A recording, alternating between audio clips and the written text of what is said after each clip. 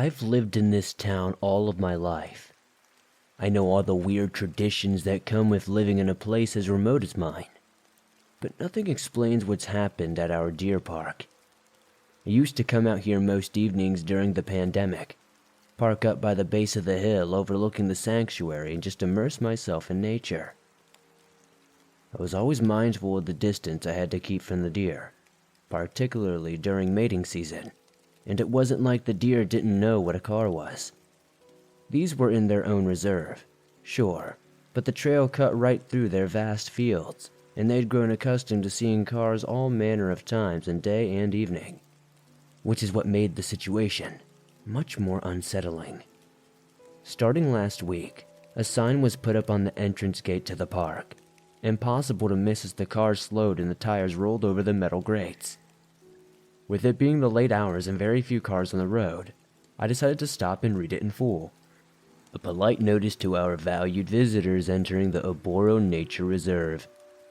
Our deer are exhibiting unusual behaviors, and we are politely requesting you observe the following guidelines in place as to best protect yourself and the well-being of our deer. 1. While the park is open 24 hours a day, we are recommending visitors do not stop their cars during observable grazing periods and on midsummer nights. You are welcome to drive through and observe from a distance, but please do not slow down or stop. 2. Should you be slowed or stopped at any other time and the deer be curious by your vehicle, act calmly and do not speed up. Let them inspect you and judge you as a safe passerby. If they begin snorting, that is your cue to leave. 3. There have been reports of deer standing on their hind legs and remaining idle in the fields. These rumors are a fallacy. Please do not pay attention to them. 4. There is a black stag that holds dominion over the western herd. His antlers are sharp and his stride is impressive, but do not attempt to approach him. Please pay him the respect you would normally and do not stare at any of the females in his harem. He will charge you. Bucks are not friendly. 5. Deer remember faces. They can recognize you from a distance and will verify your smell as you get closer, listening intently the entire time. There are many of them and only one of you. You would do well to mind that. 6. Lastly, no matter what salacious rumors have been propagating amongst the community, the deer are not congregating in the dead of night. Deer are social animals that sleep and graze together in a herd. This is normal. The deer are acting normally. Drive safely. Keep your doors locked and have a lovely drive in the Oboro Nature Reserve. Strange, right? The notice wasn't your usual steel sign with carefully embossed wording. Rather, it had been hastily marked up and nailed to the wall adjacent to the welcome sign, as if in a hurry. I'd not heard any sorts of rumors around town, and nobody had complained about the deer park at all. We're a population of maybe 2,000, though it's not very difficult for a word to get about. Still, I had my routine and intended to stick to it. Some of the info was valuable for newcomers. There was indeed a large buck who paraded the western herd. His name was Jojo, and I fully believed he would gore anyone who outstayed their welcome or got too close. Beautiful specimen of muscle and authority.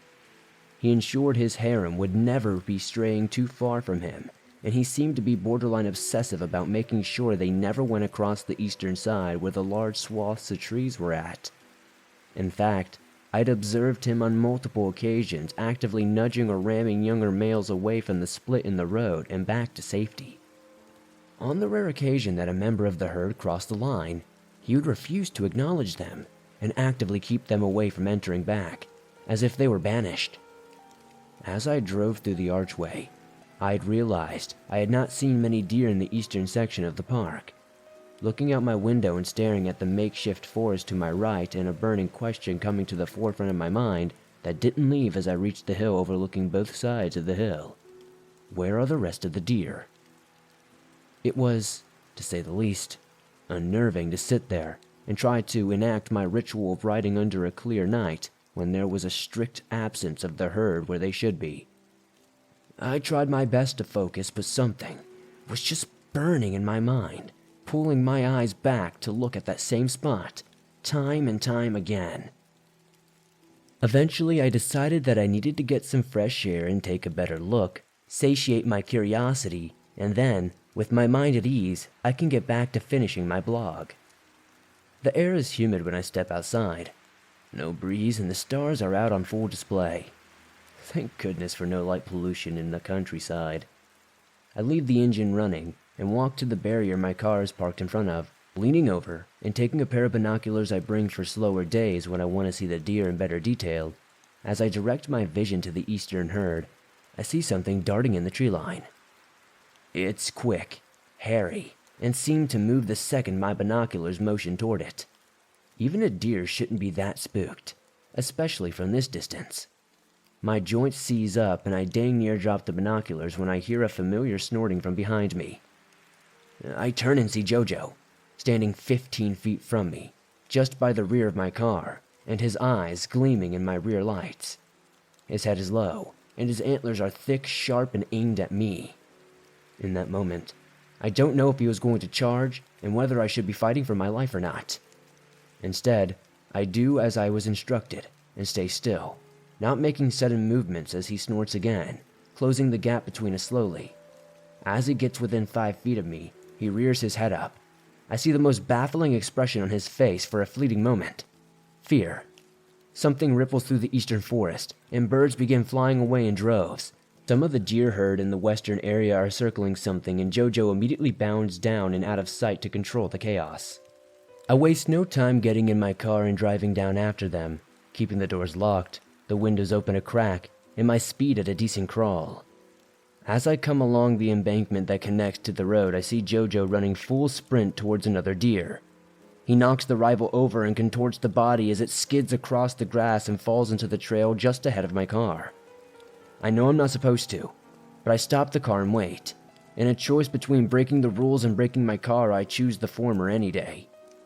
The western herd deer under Jojo's command are gathering behind him, making horrific shrieks of terror. Jojo strides up and bows his head again in front of the still contorted deer, antlers on full display and dripping with black blood.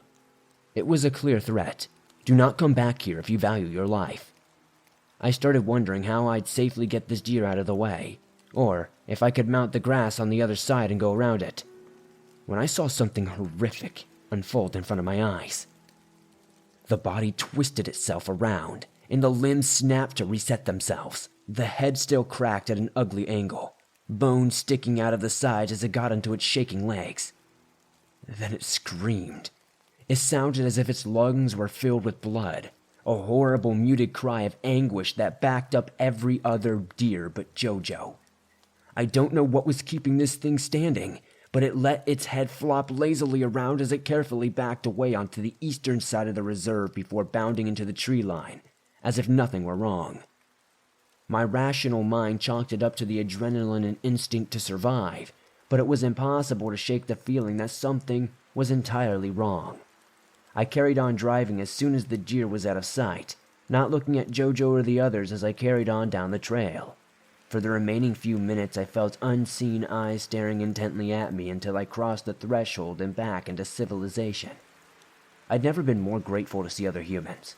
Or my bed. Something about the whole incident just took everything out of me. I was drained of all of my energy. As I slept that night, I dreamt that I was a deer alongside Jojo, frolicking in the herd and grazing peacefully. But as I cast my eyes upward to the sky, a bitter chill on the wind, I saw the moon bathed in an almost purple plume. A strange light cast onto the land and noises rustling from the woods opposite. I don't know how I knew this, but something in me instinctively knew we were not supposed to go there. I saw shapes begin to emerge from the trees, and that same horrible shriek rang out again as I woke up in a sweat. I leaned forward to catch my breath and grab a glass of water. As I changed positions to reach for my nightstand, I swear I heard something running up the trail to my house. I was probably still half asleep, maybe just imagining it, but that didn't make it any more unnerving. I decided it would be best to drive out the next night and confront my concerns head on, take the bull by the horns, or the deer by the antlers. If I'm not going to sleep soundly, then I should use my time wisely and document what I'm seeing. Maybe pass it to the rangers in the morning, right? When I drove back out there last night, the atmosphere was vastly different. A mist was enshrouding the trail, and most of the deer on the western side were huddled together, shaking and staring intently at the other side of the nature reserve. I couldn't see Jojo anywhere. Strange, I thought. Alpha males patrol their herds dutifully. Why wasn't he here? I parked up at the usual spot, making sure he wasn't around. I pulled out my binoculars again and stared at the eastern area. The clouds beginning to part as the moon shone through. There was movement all along the tree line as shapes began emerging one by one. I think it took my mind a moment to process what I was seeing. I'd finally seen the deer on the eastern side. But they were wrong. Very, very wrong. Standing on their hind legs and taking confident, awkward steps, they marched out of the trees with their heads craned to the sky. All of them emitting that horrible sound like their heads were being held under water as they screamed. It reverberated in my ears and made my skin break out in goosebumps. There were dozens of them, maybe a couple of hundred. Some were dragging a structure with them, others hauling a writhing shape I couldn't quite see. They congregated in a small huddle, the center of which was obscured from my vision. I looked over to Jojo's herd and saw the fear in their eyes, so many of them shaking with their teeth bared. A primal fear we humans have largely lost in the safety of being the dominant species. But this night showed me we were not as powerful as we think we are. As the huddle broke away and began walking towards the edge of their field, I saw what they had been huddling around. Jojo. He was still alive but barely moving and breathing. His eyes glazed over. When he began to come to, he started shrieking like a fawn. It was unnerving. They dragged him to the structure, a primitive set of steps, and hollowed out a hole in its center, coated in a thick substance on the sides, just large enough for Jojo to be thrown into. I watched these things, these not deer, use their front hooves to hoist him up into the hole, his screaming incessant the entire time. They stood around it, their necks cracked as they stared at the moon and shrieked. I looked up with them, wondering if what they sought was up there in the skies, a kind of primitive god for these creatures. I should have known better, of course. Whatever god these deers prayed to, it didn't reside up above. No, no, no. It lurked deep below. A low groan called out in response. It possessed the same blood-filled lungs these monstrosities had, and Jojo's deer huddled closer together at its roar. Jojo had stopped moving, his crying completely gone as the not deer fell silent and formed a circle around their altar, snorting in unison. It grew to a fever pitch before something began dragging Jojo from beneath, ripping at his limbs and pulling until a horrific squelch indicated the top had separated from the bottom. The hole spurted out blood and chunks of deer as the not deer celebrated, danced in the rain, and feasted on the pieces. One final roar rang out from the unseen creature. It shook the ground, and I felt my balance waver for just a moment, steadying myself on the car. I know I should have booked it out of there, but I was desperate to understand what I was seeing. Rationalizing that perhaps this was a bizarre art piece, maybe a protest from some sort of animal rights group or even a bunch of edgy satanic teens. But the rational voice in my head grew very, very quiet when I grabbed my binoculars to look again. Every single one of them were staring up at me, emotionless, black eyes fixated on my position. I didn't wait any longer. I drove out of there at a breakneck pace, not looking at either side of the park on my exit, and near coming off the road with the lack of traction. As I got to the archway, my tire smashing against the grate, I'd inadvertently attracted the forest ranger on duty. He pulled me over and walked up to my window, a friendly smile on his face. "You know there's a speed limit there for a reason, right, son?" Yeah, I'm sorry. I got a little spooked is all," I smiled back. Nerve shot to hell, he raised an eyebrow. "You didn't break one of the rules now, did you?" "Oh no, I kept to them. It's just, well, Jojo got attacked by the eastern deer, and I don't think he's doing well. It was just a shock to take in. I figured telling a half-truth would be best. Couldn't exactly say what I thought I'd really seen, could I?" "That's so. Well, they make their choices carefully. We don't know much, but we do not want to interfere. This is how it's always been. Animals have strange practices.